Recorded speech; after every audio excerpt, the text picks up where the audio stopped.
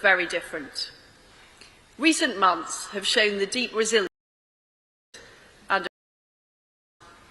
faced with appalling barbarism and war crimes, which we'd hoped had been confined to history. The free world has united behind Ukraine in its brave fight for freedom and self-determination. Those who think they can win through oppression, coercion or invasion are being proved wrong by this new stand on global security, one that not only seeks to deter, but also ensures that aggressors fail. We can't be complacent. The fate of Ukraine hangs in the balance. But let's be clear, if Putin succeeds, there will be untold further misery across Europe and terrible consequences across the world. Safe again. So we must be prepared for the long haul. We've got to double down on our support for Ukraine, and we must follow through on the unity that we've shown in the crisis. We must reboot, recast and remodel our approach. My vision is a world where free nations are assertive and in the ascendant, where freedom and democracy are strengthened through a network of economic and security partnerships, where aggressors are contained and forced to take a better path. This is the long-term prize, a new era of peace, security and prosperity. Let's be honest. The architecture that was designed to guarantee peace and prosperity has failed Ukraine. The economic and security structures that were developed after the Second World War and the Cold War have been bent out of shape so far. They have enabled rather than containing aggression. Russia is able to block any effective action at the UN Security Council. Putin sees his veto as a green light to barbarism. He's walked away from the NATO-Russia Founding Act and the Treaty on Conventional Armed Forces in Europe. He's violated multiple measures on arms control. The G20 can't function as an effective economic body while Russia remains at the table. The Soviet Union used to regularly use their UN veto, but for all the many evils that they inflicted, even they behaved with some kind of rationality on the world stage. They were able to stick to deals when they saw risks to strategic stability, as they did with the anti-ballistic missile treaty. They would de-escalate when they were confronted and called out, as with the Cuban Missile Crisis 60 years ago. And they had their eye on their global reputation. None of these factors apply to Putin. We're dealing with a desperate rogue operator with no economy has never been more open to Russia. During the Cold War, Western allies fueled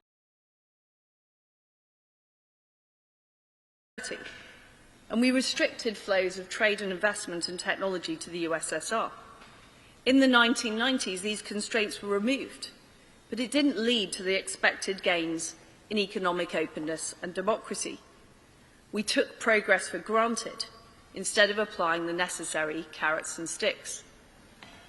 And leaders like Putin spurned the opportunity to change because they feared that they would lose control. Instead, they took the money from oil and gas and they used it to consolidate their power and to gain leverage abroad. Vandal, Dirk, Handel. The assumption that economic integration drives political change did. We now need a new approach, one that melds hard security and economic and self-confident, one that recognises that geopolitics is back. Britain has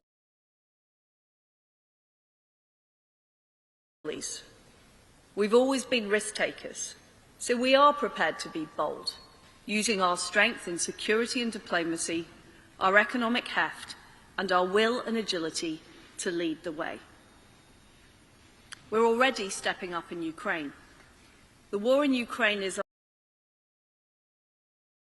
it's everyone's war, because Ukraine's victory is a strategic imperative for all of us. heavy weapons. We need to do all of this. Our sanctions have already seen Russia facing its first external debt for a century, and we need to go further. There must be nowhere for Putin to fund this appalling war, and that means cutting off oil and gas imports once and for all. At the same time, we need to deliver support for the Ukrainian people. It means helping refugees, it means delivering food, medicine, other essentials, and it means keeping the economy afloat. It also means holding the Putin regime to account for the appalling crimes that have been committed. And when the guns finally fall silent in Ukraine, it means making sure Kiev has the resources it needs to maintain security, deter further attacks and rebuild. That's why we're working on a joint commission with Poland to ensure Ukraine is equipped with NATO standard weapons. And it's why we're determined to work with the US, with the EU and other allies on a new Marshall Plan for the country. Ukraine deserves nothing less than a landmark international effort to rebuild their towns and cities, regenerate their industries and secure their freedom for the long term.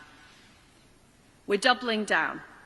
We will keep going further and faster to push Russia out of the whole of Ukraine. And this has to be a catalyst for wider change. We need to apply this tough stance to the threats that are emerging beyond Ukraine. Our approach is based on three areas: military strength, economic security, and deeper global alliances. Firstly, we need to strengthen our collective defence. In the words of President Zelensky, freedom must be better armed than tyranny. Ahead of the NATO summit in Madrid, we need to lift our sights.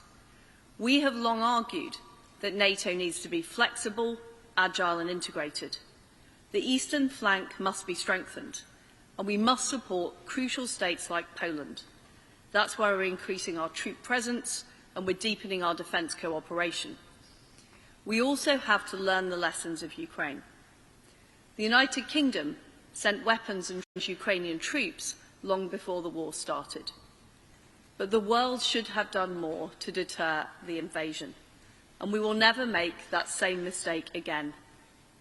Some argue that we shouldn't provide heavy weapons for fear of provoking something worse. But my view is that inaction would be the greatest provocation. This is a time for courage, not for caution. And we must ensure that alongside Ukraine, the Western Balkans and countries like Moldova and Georgia have the resilience and the capabilities to maintain their sovereignty and freedom. NATO's open door policy is sacrosanct. If Finland and Sweden choose to join in response to Russia's aggression, we must integrate them as soon as possible. And we reject the false choice between stronger traditional defence and modern capabilities. We need to defend ourselves against attacks in space and cyberspace, as well as by land, air and sea. We also reject the false choice between Euro-Atlantic security and Indo-Pacific security. In the modern world, we need both. We need a global NATO. By that, I don't mean extending the membership to those from other regions. I mean that NATO must have a global outlook, ready to tackle global threats. We need to preempt threats in the Indo-Pacific, working with our allies like Japan and Australia to ensure the Pacific is protected. And we must ensure that democracies like Taiwan are able to defend themselves. All of this will require resources. We're correcting a generation of underinvestment, and that's why the Prime Minister has announced the biggest investment in our armed forces since the Cold War. We recognise Russia as the most acute threat in our integrated review, adopting the same vigilance as NATO's eastern allies. Others are now stepping up as well, but we all need to go further.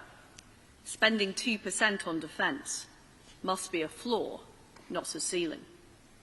There is no substitute for hard military power backed by intelligence and diplomacy. Secondly, we need to recognise the growing role the economy plays in security. In the UK, we're now using all of our economic levers trade, sanctions, investment and development policy in a much more assertive way.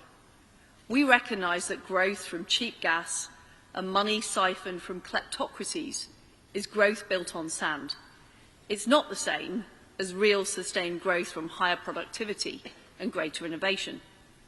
Free trade and free markets are the most powerful engine of human progress. We will always champion economic freedom, but free trade must be fair, and that means playing by the rules. For too long, many have been naive about the geopolitical power of economics. Aggressors treat it as a tool of foreign policy, using patronage, investment and debt as a means to exert control and coerce.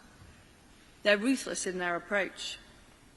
Our response won't mirror their malign tactics, but we will match them in our resolve. It's time to wise up. Access to the global economy must depend on playing by the rules, and there can be no more free passes. We're showing this in the Russia-Ukraine conflict. Russia's pass has been rescinded. We're hitting them with every element of economic policy. We've raised tariff on Russian goods, we've cut them off from WTO terms, we've banned their ships from our ports, we've banned their planes from our airports. We have sanctioned in the United Kingdom more individuals and organisations than any other nation, hitting Russia's banks, oligarchs, defence companies, central bank reserves and oil and gas supplies. We are cutting off the funding for Putin's war effort. We're also cutting investment ties with Russia, banning all new outward investment and ending the investor visa. At the same time, we're removing all import tariffs for Ukraine, and we're supporting the Ukrainian economy with loan guarantees, fiscal support and investment. We are showing that economic access is no longer a given. It has to be earned. Countries must play by the rules, and that includes China. Beijing has not condemned Russian aggression or its war crimes. Russian exports to China rose by almost a third in the first quarter of this year. They've sought to coerce Lithuania. They're commenting on who should or shouldn't be a member of NATO. And they're rapidly building a military capable of projecting power deep into areas of European strategic interest. But China is not impervious. By talking about the rise of China as inevitable, we are doing China's work for it. In fact, their rise isn't inevitable. They will not continue to rise if they don't play by the rules. China needs trade with the G7. We represent half of the global economy. And we have choices. We've shown with Russia the kind of choices we're prepared to make when international rules are violated. And we've shown that we're prepared to prioritise security and respect for sovereignty over short-term economic gain, not least because we know that the cost of not acting is higher.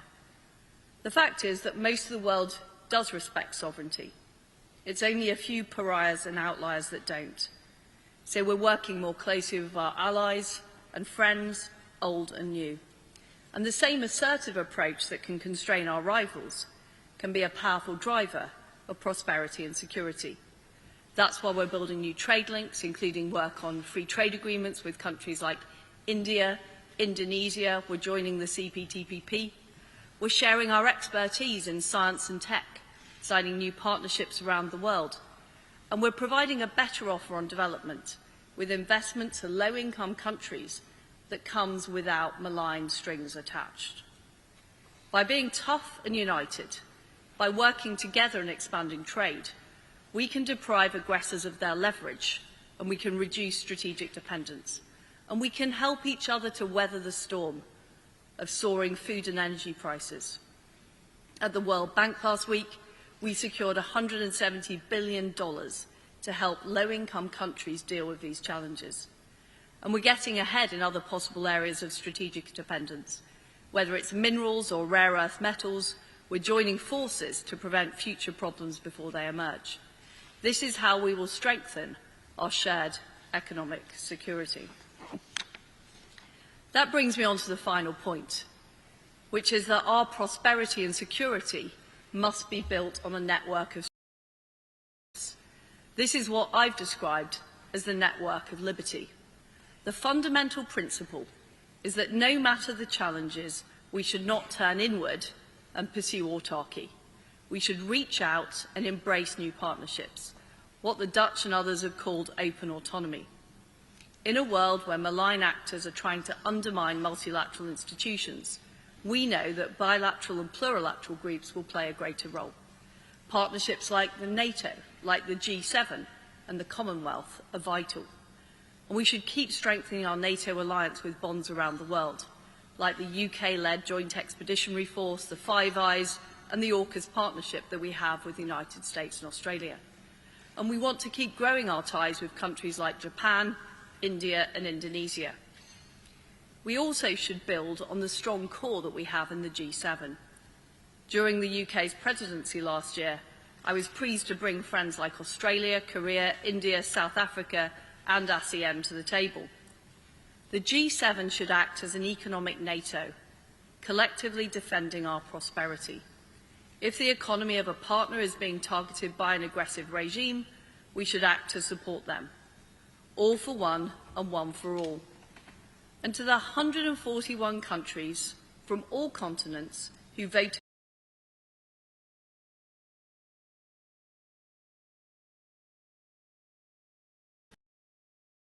belief in sovereignty, in fair play and the rule of law. So let's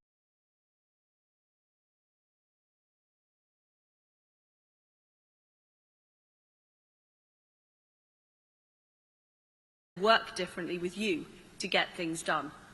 There is huge strength in collective action. This also applies to alliances that the UK is not part of. We support the Indo-Pacific Quad. We support an outward-looking EU, and we're working closely together on Ukraine. We support ASEAN, the African Union, and the US-Mexico-Canada trade agreement. We reject the old ideas of hierarchical systems, exclusive groups, and spheres of influence. We want to see a network of partnerships stretching around the world, standing up for sovereignty and self and building shared prosperity, and the UK will be an active and agile part of this network. Excellencies,